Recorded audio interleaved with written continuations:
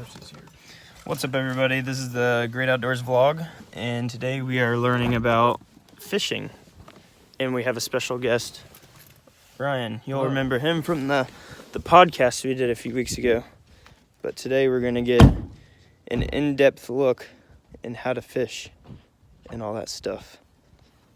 Video format. We're walking up to the pond right now. This is what we're working with.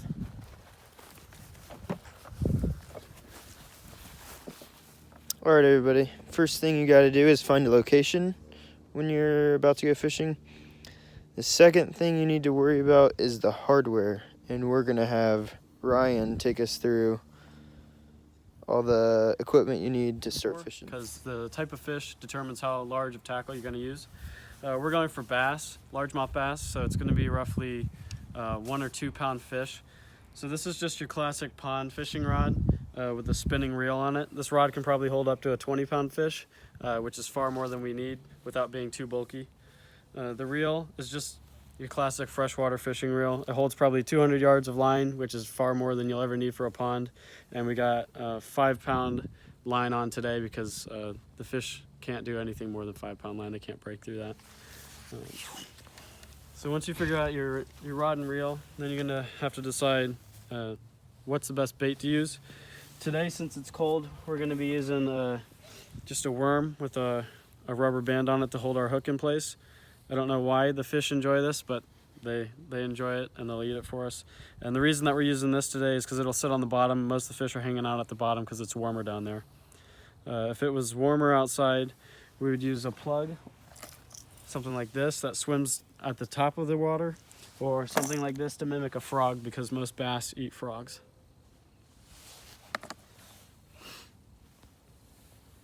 Is that the same? What's in this box? Same things. Same things, Yeah. All right, the knot we're gonna do for our hook is called a cinch knot. So you're gonna go through the eyelet of the hook, and then you're gonna go around like you're doing a granny knot, but then you're gonna put it through your hole, put it through the hole, the loop that you've made 3 or 4 times, so that when you tighten it down, all those loops will tighten in on each other, and the knot will be stronger than a single granny knot.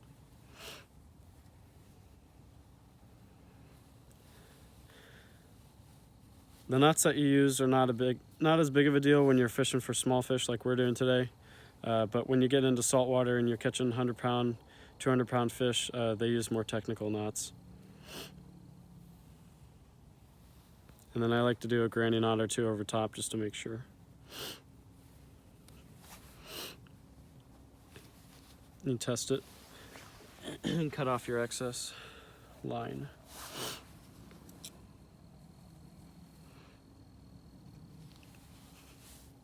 These scissors would work, dude. That's the rig we're using today. Right on.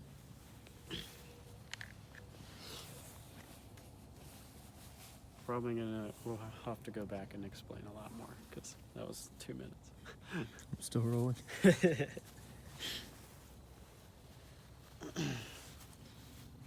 Alright, what are you doing with those? You're just tightening. Yeah, just tighten it. Alright, for a spinning rod like this to cast, what you're going to do is you're going to take your line and grab it with one of your fingers, and then you're going to flip the lever over, and that allows the line to move freely in and out of the reel. So if I let go, it causes the bait to fall, and then I'll put that back over so we can reel in our line. That's how this rod works. So what you're going to do is you're going to hold the line again, flip the lever over, and then when you swing it forward, you'll let go. Now we're fishing. And thus begins the fishing. And now we wait for 15 minutes. For this type of bait, what you do is you'll let it sink to the bottom, and then you'll jig it every 30 seconds or so to attract attention. Some of the other baits that I showed you earlier, like these, those are baits that you reel in, so you'd cast it out and reel it back in, and once it gets back to you, you cast it out again.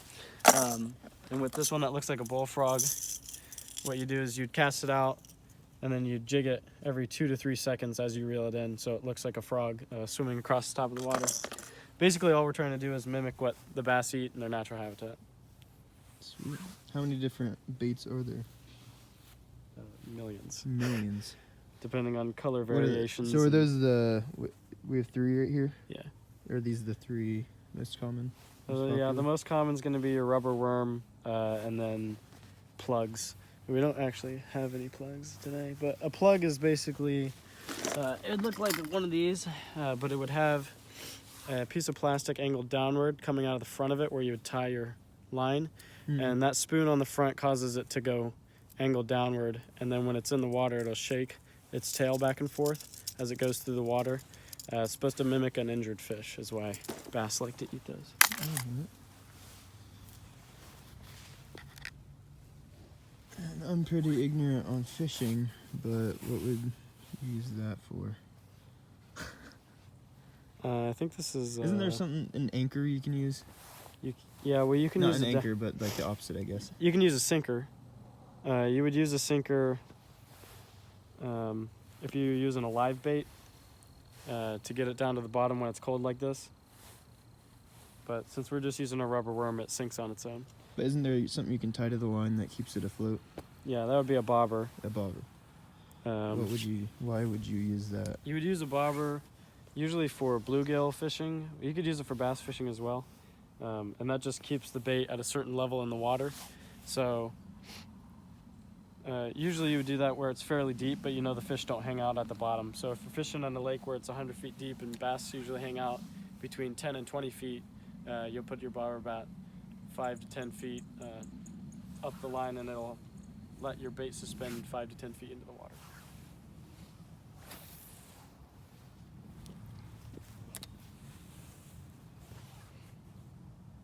Usually when we fish here, when it's warm outside, you can see the bass along the bank because it's warm on the rocks and they like to hang out there, but it's a little cold today. Yeah, it's like sub 40 degrees today. These are not ideal fishing conditions. Yeah. We'll get one eventually. So, Eventually. I don't know about Even if we have to fake it. that. You can Photoshop a fishing. Yeah. Alright, we got another piece of equipment. Yeah, so we this could is possibly use. this is a shiner. What you do is you put your hook off of this side, and then you would attach a swivel here, and then your line to the other end of the swivel, and it would go through the water like this with this spinning and flashing the light around, and it excites the bass to strike on it. Neat. Similar to how fish scales would shine in the water. So did we cover what we're fishing for? Bass. Bass. Fishing for largemouth bass. How would you know what fish are in what places?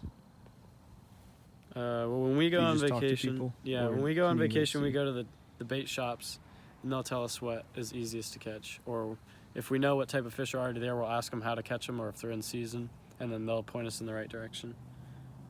But Indiana, is there what's commonly fished for in like ponds and stuff like that? In Indiana, you're mostly going to fish for largemouth bass, which is what we're doing today. Bluegill, which are a panfish, which means they're more flat as opposed to elongated like a bass. And then crappie, which are basically a large bluegill. And if you don't catch a fish in one location, try a different location. I think we're headed somewhere along there. It might be too shallow over here. A little update, we've been out here for about 20 minutes trying to catch one. So what are the ideal conditions? For bass fishing, you probably want it 60 degrees or warmer, because that means the bass will be more willing to move around the pond and more energetic. That way there's more likely to see what you're casting out, because they're going to be moving around the pond. The other thing is it's usually when it's sunny out, it's just better to fish in because it's not cold like it is today, and it's more enjoyable for the fishermen. It is freezing out, so I don't know how much luck we're gonna get, but we will see. Oh, There's a bass right there. No. They have largemouth bass, bluegill, which the bass usually eat, and then there's carp. And carp were brought, Asian carp were brought to the United States to eat the algae within ponds. As you can tell, there's no algae floating anywhere on this pond, and that's purely for aesthetics. But the carp don't really have any natural predators in the Midwest, so they grow to get about 4 or 5 feet long. And I don't know if we'll see any today. Like I said, it's cold. They like to hang out in the depths, but those are probably the 3 species in this pond. I think I heard about that somewhere. I don't know if they're Asian carp here. They're grass carp, Yeah. but they're not native. They have them at my pond at home. We have grass carp, and they put probably 20 or so into a pond similar size to this one. And since there's no predators, they just multiplied, and now there's probably 100 or 200 in that pond. And they eat all the food that the bluegill would eat, thus killing off the food that the bass would eat. So all the other fish are dying. It's no bueno. They also put chemicals in our pond at our house to kill off the algae, which is stupid because that's why they put the carp in there, and it killed all the fish. Oh well. All right, we decided to switch our strategy. We're gonna get rid of the worm because it doesn't seem to be attracting any fish. And we actually found a spoon or a plug, like I was talking earlier. This is a pretty elongated one. Usually they're short and fat, but we're gonna try this next.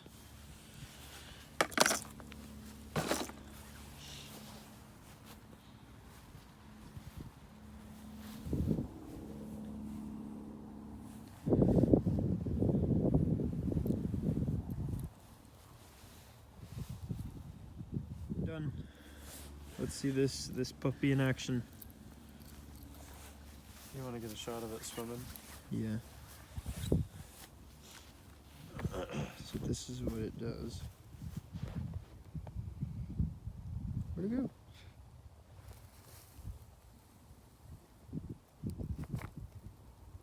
There she is.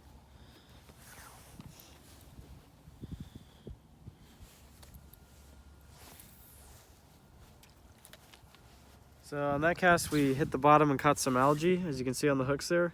And you have to clear that off every time because if the algae's on it, the fish won't like it because they know it's not natural. So you got to clear all that off, back to the hooks, and you're good to go. Cast away. And away we go. Oh, there he is. Oh, yep, you're going to I catch think him. we're Here gonna- you go. Yep, reel him in, Sam. Oh. Oh, that's a big one. All right. See this big boy? You think You they're see gonna him? know? You think we're gonna? Oh, that's a all right. oh, and it's a here we fish. have a largemouth bass. It's a largemouth bass. This is the post how-to recap on our fishing trip. So, how was that compared to your other ones? What was a big ass pause for? I was thinking So- about what I was gonna say. Start over. You want to just answer now? Yeah. I'll edit it. All right. Compared to my other fishing trips, that was a pretty poor one. We saw the fish in the water. They weren't biting. It was far too cold to be catching largemouth bass. They like to bite when it's warm outside. This time of year, they're not really looking for worms or frogs or anything that we were trying to mimic with our lures. So it was probably odd for them to see it in the water, and they didn't see it as food, and that's why we didn't catch anything. Right. So lesson learned: do not go fishing when it's 30 degrees out. So are there any takeaways that you have from Any learning how to takeaways? fish? Oh. Yeah. Don't do it in 30-degree weather. Don't do it in 30-degree weather, and have patience. Have patience. Yes, we do not have too much patience. Like a doctor. Right. Thank All you right. for joining us. Yeah, thank you for hit the like button, smash the subscribe button. The link to my channel will be below. Thank you, Ryan. Bye, everybody.